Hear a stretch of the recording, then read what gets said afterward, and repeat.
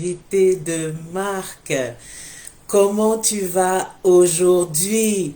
Comme tu peux le remarquer, je me connecte de ma base et je suis super contente de te retrouver. C'est vrai que je suis un peu fatiguée parce que pour revenir à ma base, le voyage a été un peu long, mais très agréable, je te rassure. Alors, je voudrais que tu me dises, toi, d'où est-ce que tu te connectes aujourd'hui et comment est la météo chez toi? J'avoue que je commençais à avoir froid de l'autre côté et je suis bien contente de retrouver mon ami le soleil qui ici est presque toujours au rendez-vous, même si c'est entre deux petites saisons de pluie. En tout cas, bienvenue à ce nouvel épisode de Branding News, le rendez-vous où nous parlons de tout ce qui concerne les marques.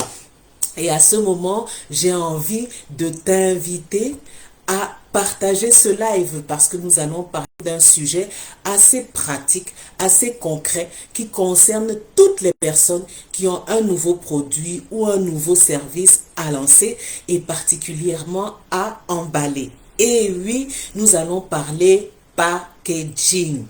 Alors, c'est quoi le packaging? De manière simple, c'est toute forme de contenant ou toute forme d'étiquette qui permet de présenter ton produit, de le protéger et véritablement de mettre en valeur ta marque.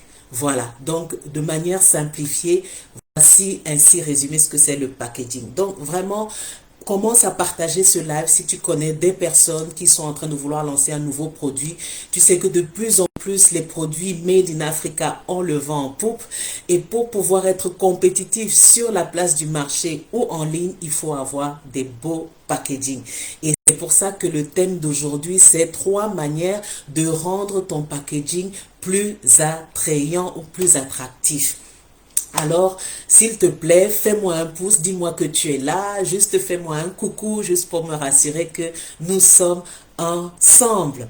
Alors, est-ce que tu sais que lorsque on va, par exemple, faire du shopping, lorsqu'on va acheter des produits dans un supermarché ou dans une boutique ou dans un magasin, la décision qu'on prend pour choisir une marque plutôt que l'autre, on la prend en moins de 3 minutes. Ça veut dire quoi? Ça veut dire que lorsqu'on est un produit sur un rayon, il faut vraiment être percutant. Et c'est pour ça qu'il faut véritablement investir les ressources nécessaires, les moyens nécessaires et surtout les compétences nécessaires pour pouvoir faire des packaging attrayants sur les rayons de nos supermarchés, de nos boutiques et même pourquoi pas de nos marchés. Voilà, donc avant de commencer, je voudrais d'abord me présenter. Je suis Suzanne Mouelet, je suis consultante en marketing et expert en brand et branding, spécialisée dans le packaging. En fait, le packaging, c'est ma passion. Et en fait, je voudrais partager des astuces et les meilleures pratiques de multinationales ou de grands groupes qui utilisent des techniques de marketing pour pouvoir booster leurs ventes à travers des marques fortes. C'est ce que j'ai fait pendant plusieurs années dans des multinationales établies en Afrique subsaharienne. Et aujourd'hui, à travers cette série de vidéos, je vais utiliser leurs bonnes pratiques pour te permettre à toi de booster tes produits, de booster ta marque pour booster tes revenus. Alors, voilà, donc nous allons parler aujourd'hui de packaging et particulièrement 3 manières de rendre le packaging attrayant. Alors, j'ai des exemples que je vais te présenter, mais avant, je vais te donner d'abord les 3 manières. Il y en a plusieurs autres, mais aujourd'hui j'ai choisi 3 parmi les plusieurs autres. Il y en a même peut-être 10 pour rendre son packaging attrayant. Et je suis sûre que si tu voudras en savoir plus, alors si tu veux en savoir plus, n'hésite pas à m'envoyer un message dans la boîte, dans le chat. Et comme ça, on pourra être connecté, on pourra échanger davantage. Donc, la première manière de rendre son packaging attrayant, c'est d'abord d'aller regarder qu'est-ce qui se passe sur le marché. Quand je veux lancer par exemple un paquet de chips, comment sont préparés ou présentés les paquets de chips dans les supermarchés où je voudrais vendre mon paquet de chips.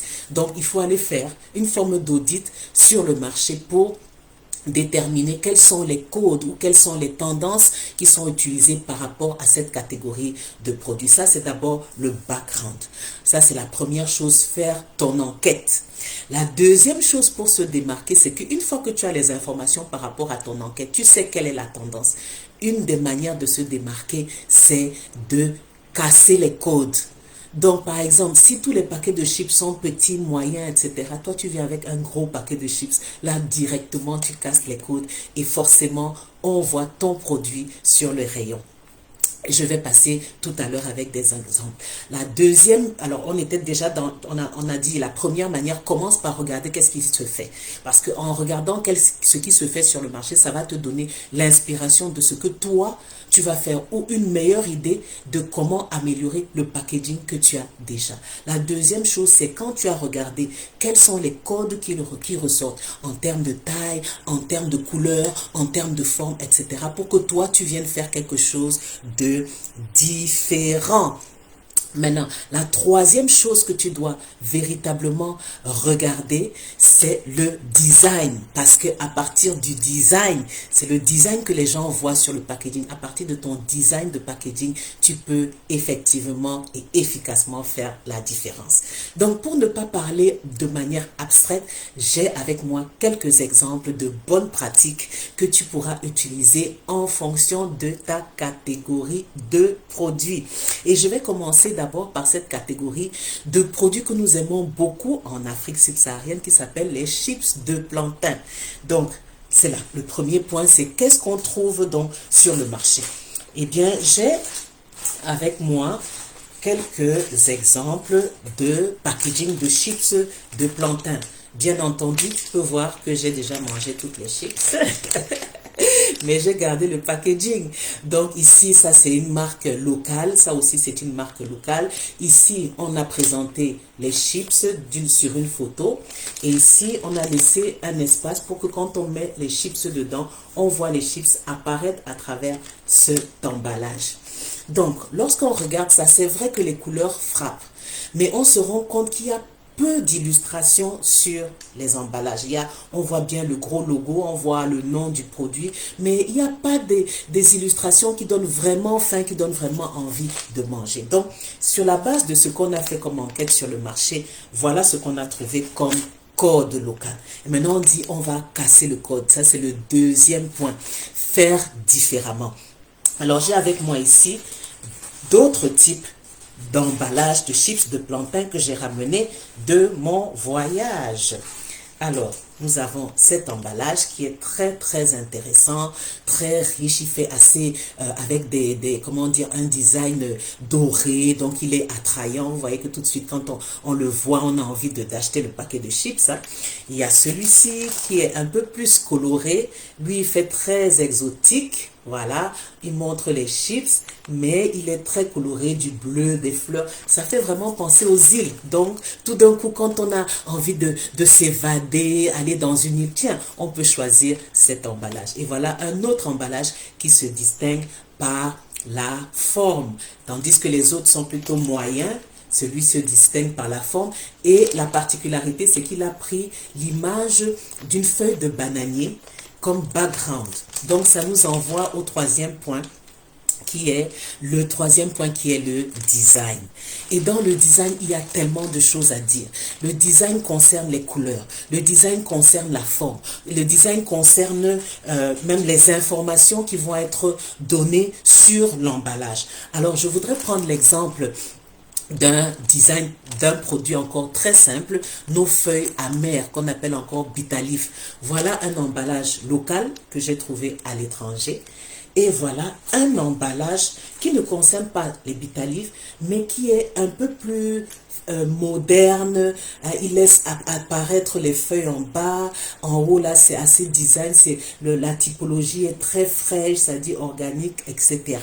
Donc, on peut dire que le design est très important. Et parmi les choses du design, donc, on peut jouer sur la couleur. Par exemple, si toute la catégorie est plutôt côté couleur jaune, vert, rouge, qui rappelle assez plusieurs pays d'Afrique, eh bien, on peut jouer sur des couleurs qui tranchent. Par exemple, les couleurs blanches, assez simplistes et qui font apparaître le produit.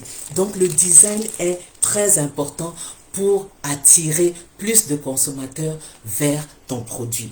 Et une autre chose aussi qui est très importante, c'est que les informations qui sont sur le pack, les informations qui sont sur ton emballage sont des informations assez importantes qui peuvent faire également en sorte que, voilà, que les personnes achètent ton produit. Et une de ces informations, c'est par exemple les recettes de cuisine.